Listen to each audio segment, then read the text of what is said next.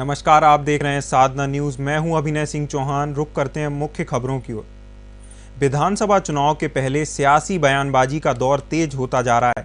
राजनीतिक दलों के नेता एक दूसरे पर आरोप प्रत्यारोप करते नजर आ रहे हैं। इसी कड़ी में छत्तीसगढ़ से केंद्रीय राज्य मंत्री रेणुका सिंह ने सोनिया गांधी को लेकर विवादित बयान दे दिया।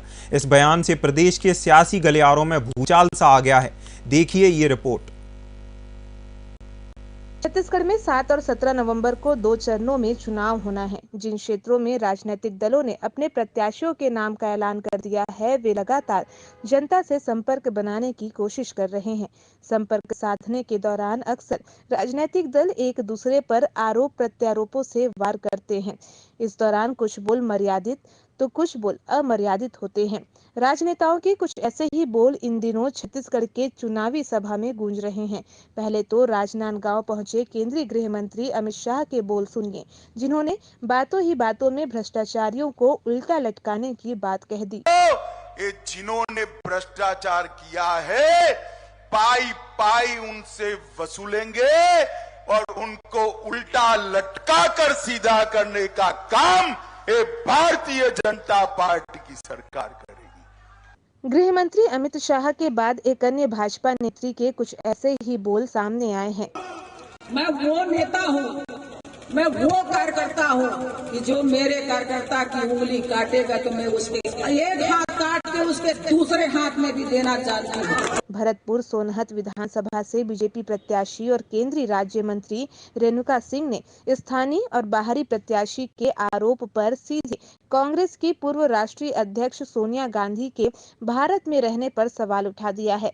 उन्होंने कहा कि कांग्रेस सोनिया गांधी को धक्का मारकर इटली भेजे, उसके बाद मुझ पर सवाल उठाए। उन्होंने कहा कि कांग्रेस को पहले अपना घर देखना चाहिए।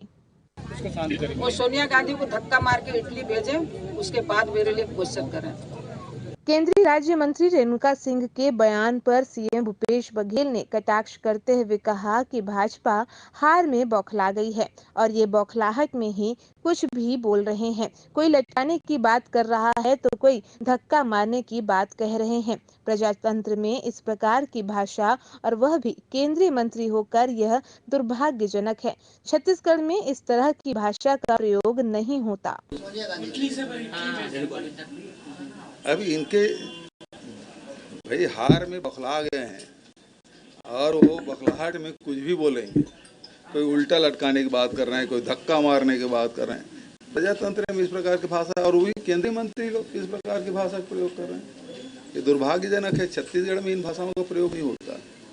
इस प्रकार की बातें नहीं कही जानी चाहिए। माननीय अमित शाह ने कहा, भ्रष्टाचारियों को उल्टा लटका के सीधा कर दूंगा। ये भूपेश को बुरा क्यों लगता है?